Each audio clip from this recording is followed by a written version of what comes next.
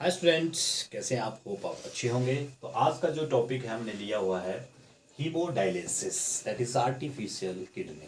Okay, तो artificial kidney का use कब होता है? जब हमारी जो नॉर्मल किडनीज होती हैं, जब वो काम करना जो है वो बंद कर देती हैं, तो उस टाइम जो हम हीमो डायलिसिस जो वो करते हैं। डायलिसिस का नाम आपने सुना होगा, है ना।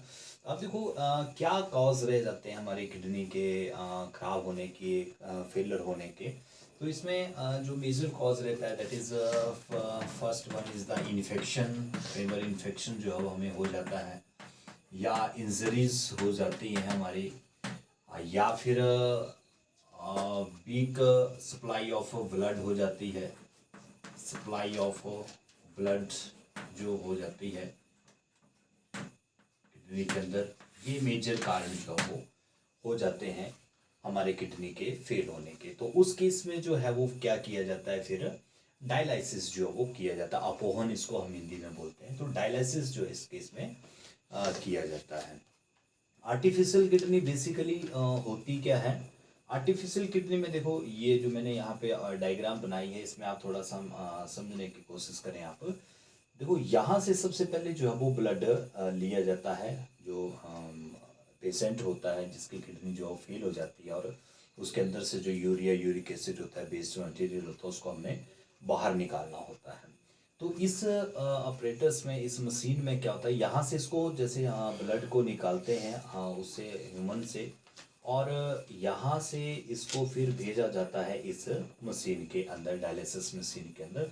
तो यहाँ पे बेसिकली क्या होता है, देखो, एक इसमें ट्यूब्स जो है वो लगी होती हैं इसके अंदर। ये जो मैंने यहाँ बनाई हुई है, ये ट्यूब्स जो है इसके अंदर लगी होती हैं, और ये होती हैं विद सेमी परमिएबल मेम्ब्रेन। इसमें सेमी परमिएबल मेम्ब्रेन जो वो होती है। सेमी परमिएबल मेम्ब्रेन आपको पता है कि इसमें से कुछ एक सिलेक्टिव जो मटेरियल होता है वो पास जो वो हो जाता है, उसको बोलते हैं सेमी परमिएबल, है ना। टोटल परमिएबल नहीं होती है, सेमी परमिएबल होती है। कुछ एक मटेरियल जो है इसमें से पास जो वो हो जाता है। तो यहाँ पे एक तो ये हमने ट्यूब लगाई होती है जो सेमी परमेबल मेम्ब्रेन्स होती हैं। उसके बाद यहाँ पे हमने फ्लूइड लिया होता है, दैट इज डायलाइसिस फ्लूइड, या डायलाइसिस सोल्यूशन जिसको हम बोलते हैं ना, डायलाइसिस सोल्यूशन। और ये डायलिसिस सोल्यूशन जो होता है, ये इसका जो ऑस्मोटिक प्रेशर होता है, इसका जो ऑस्मोटिक प्रेशर होता है that is same the osmotic pressure of blood. इनकी डायलिसिस सोल्यूशन का और ब्लड का जो ऑस्मोटिक प्रेशर होता है यहाँ पे, वो सेम ही होता है। अब देखो यहाँ पे होता क्या है, जैसे यहाँ से ब्लड जो है वो इन ट्यूब्स के अंदर जो है वो एंटर कर जाता है, और यहाँ पे इन ट्यूब्स की जो क्या होती है, सेमी परमेबल मेम्ब्रेन होती है। तो यहाँ से जो वेस्ट प्रोडक्ट होता है, यूरिया, यूरिक एसिड वगैरह जो होता है, वो जो है वो फिल्टर हो जाता है, यहाँ से निकल जाता है बाहर, और किसके अंदर चला जाता है, वो डायलिसिस सोल्यूशन, जो इस टैंक के अंदर हमने इसको रखा हुआ है सोल्यूशन के अंदर। तो यहाँ से इन ट्यूब से जो है वो बाहर जो है वो निकल जाता है ना। ये ब्लड से, यहाँ से ब्लड पास होगा ना इस ट्यूब में, तो यहाँ से जो वेस्ट प्रोडक्ट होगा वो इस डायलिसिस सोल्यूशन के अंदर, इस टैंक के अंदर जो वो आ जाता है, जो वेस्ट मटेरियल होता है ना। यहाँ से डायलिसिस सोल्यूशन जो है वो पास किया जाता है, लिखा है ना फ्रेश डायलिसिंग सोल्यूशन। तो यहाँ से डायलिसिस सोल्यूशन जो है इसके अंदर जो वो जाता है, और इसके अंदर जो वो वेस्ट मटेरियल जो है वो बाहर को आ जाता है। ये सेमी परमेबल के थ्रू जो है इस टैंक के अंदर, डायलिसिस सोल्यूशन के अंदर वो आ जाता है, और इस यहाँ से इस ट्यूब से जो है इसको बाहर जो है वो निकाल दिया जाता है। तो ये है used dialysing solution with urea and salt. जो यहाँ से यूरिया और सॉल्ट वगैरह जो निकलेगा उसको वहाँ से हम रिमूव जो वो कर देंगे, ठीक है।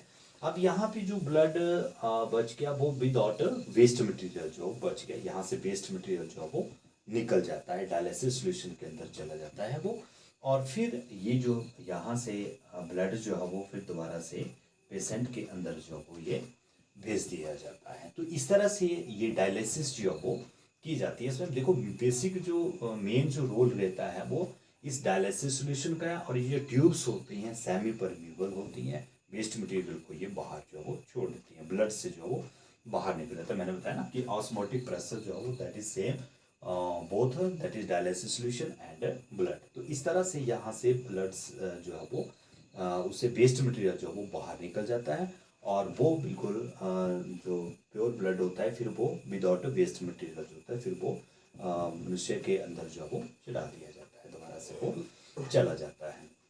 अब नॉर्मल फिल्ट्रेशन में नॉर्मल अडल्ट में अगर हम देखते हैं तो कम से कम 180 लीटर जो है फिल्ट्रेट यहाँ पे 180 लीटर फिल्ट्रेट जो है वो यहाँ से निकलता है एक दिन में। लेकिन मैक्सिमम यहाँ से क्या हो जाता है, रीअब्जॉर्प्शन हो जाती है, रीअब्जॉर्प्शन जो वो हो जाती है। रीअब्जॉर्प्शन की वजह से दोबारा से एब्जॉर्ब कर लिया जाता है वो।